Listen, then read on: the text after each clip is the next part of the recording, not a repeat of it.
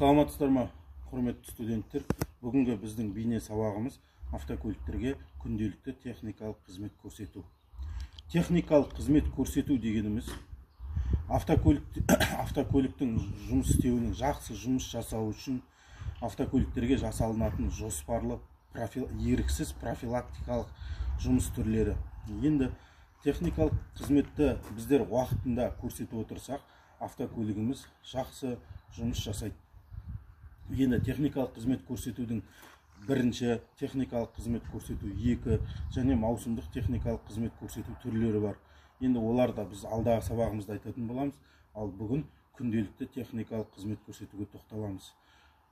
Күнделікті техникалық қызмет көрсету автокөліктің қозғалыс кезінде жол қауіпсіздік ережелерін жақсы сақтау үшін және сыртқы келбетін қалыпты ұстап тұру үшін жасалынады. Енді үлкен автокөлік мекемелерінде күнделікті техникалық қызмет көрсету ол арнайы мамандармен техникалық бақылау бекеттері арқылы жүргізіледі. Ал енді жеке автокөліктерді үйдегі, енді қазіргі заманда барлық үйде автокөліктер бар, бірақ біздің жүргізушілер, автокөлік жүргізушілері, менің автокөлігім жаңа деп атады, тағы да басқа себептермен уақытым аз деп атады, күнделікті техникалық қызмет көрсетілмейді. Мейлі ол жаңа бола берсін, ол техниканың аты техника, ол бұзылады. Және де ақау болуы мүмкін. Тағы да басқа жерлерінде басқа да жағдайлар болуы мүмкін. Сондықтан күнделікті техникалық қызмет көрсету барлық автокөлік түрлеріне жасалыну керек. Енді біздер техник, механик, электромеханик, автокөлікті жөндеуші, слесарь мамандықтарын дайындап отырғандықтан кейін біздерге сіздер, студенттер, техникалық қызмет көрсетудің, соның ішінде күнделікті техникалық қызмет көрсетудің түрлерін білуіміз керек. Бұған күнделікті автокөлікті оталдырардың алдында күнделікті техникалық қызмет көрсету болып тұру керек. Бұған тек 5-10 минут қана уақыты кетеді. Таңертеңгісін или басқа уақытта автокөлікті оталдырудың алдында біздер сыртынан қалпын көруіміз керек. Ең бірінші назар аударамыз автокөліктің шиналарының жағдайына, содан кейін кузовтарындағы, мысалы кеше басқа жерде тұрақтарда тұрғанда ешкім соғып кеткен жоқ па деп кузовтарына назар аударамыз. Содан кейін шиналарын қараймыз, ешқандай балоны кеше жүріп жатырған уақытта шеге кіріп кеткен жоқ па, балондары жарылып жатырған жоқ па, балондағы атмосфералық қысымдары қалай, соның барлығын шинаның бәрін тексеріп аламыз. Егерде шиналар бос болатын болса, оларды үрлейміз. Өйткені біздер жолға шығайын деп жатырмыз. Жолға шыққан уақытта автокөлігіміз жақсы болу керек. Енді бүгін міне көріп тұрсыздар, біздің автокөлігіміздің доңғалақтары жақсы. Ешқандай доңғалақта желдері шықпаған, шинада жарылмаған, кузовтарында да, сыртқы келбетінде де ешқандай ақаулар жоқ. Енді содан кейін автокөлікті оталдырмас бұрын сыртқы қалпына, жақсылығына, дұрыстығына көз жеткізгеннен кейін енді автокөліктің капотын ашып, капот асты тесіктерін тексереміз. Енді капот астындағы тетіктерде біздер нені қараймыз? Күнделікті техникалық қызмет көрсетуге автокөліктің біздер майын қараймыз, қозғалтқыштың майын, салқындату сұйықтығын барлығын қараймыз. Енді бұған арнайы киім керегі жоқ, күнделікті киіммен тазаланып. Енді біздің көріп тұрсыздар, майдың деңгейі орнында. Салқындату сұйықтығын қараймыз. Салқындату сұйықтығы да орнында тұр. Содан кейін біздер басқа да, мысалы, терезе жуғыштың суын, енді ол кеше құйылды, өзіміз білеміз. Содан кейін тежегіш жүйесін қараймыз, тежегіш жүйесінің сұйықтығын. Ол да өзінің қалыпты деңгейінде тұрғандығын көріп тұрмыз. Біздер енді автокөліктің салқындату сұйықтығын, қозғалтқыштың майын, тежеу жүйесінің сұйықтығын барлығының қалыпты екеніне көз жеткізгеннен кейін басқа да су май жүретін, сұйықтықтар жүретін тесіктерде ақау жоқ, моторымыз құрғақ, ешқандай жерлерден май ағып тұрмағанына көз жеткізгеннен кейін енді автокөлігімізді оталдыруға барамыз.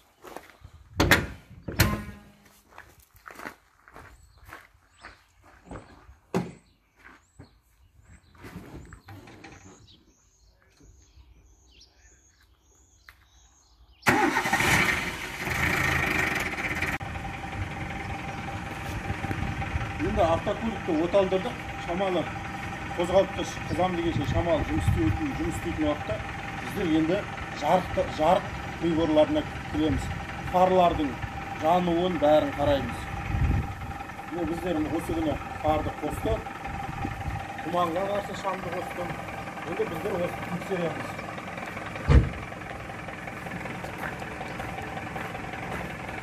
Енді біздер қарап тұрмыз, алдыңғы фарларымыз жарық приборлары жанып тұр. Енді біздер енді тексеріп алу үшін жарықтың, фардың алысқа түсу жарығын тексереміз.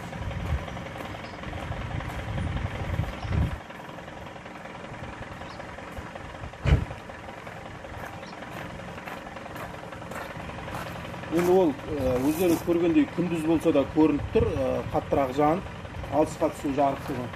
Енді фардың жарықтығын жанып тұрған көз жеткізгеннен кейін енді біздер апаттық белгілерді және артқы габариттік жарықтарды көреміз.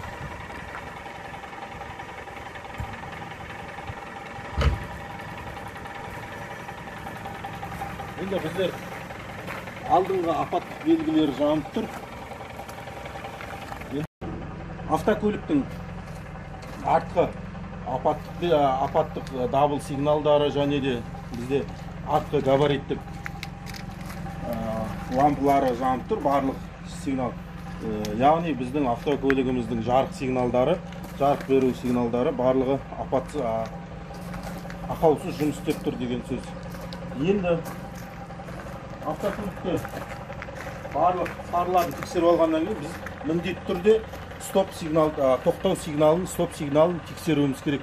Бұған енді бізге қасымызға қосымша адам керек, или педальды өзіміз басып тұруымыз керекпіз, или педалға басқа бір ауырлау затпен қойып, өзіміз артқа шығып көз жеткізуіміз қажет.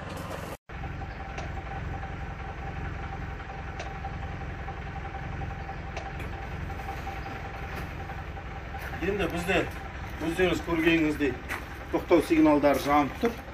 Яғни біздің автокөлігімізде жарықтандыру құралдарынан ешқандай ақау жоқ деген. Енді күнделікті техникалық қызмет көрсету алдында өзіміз айтып кеткеніміздей сыртқы қалпымен жол қозғалысына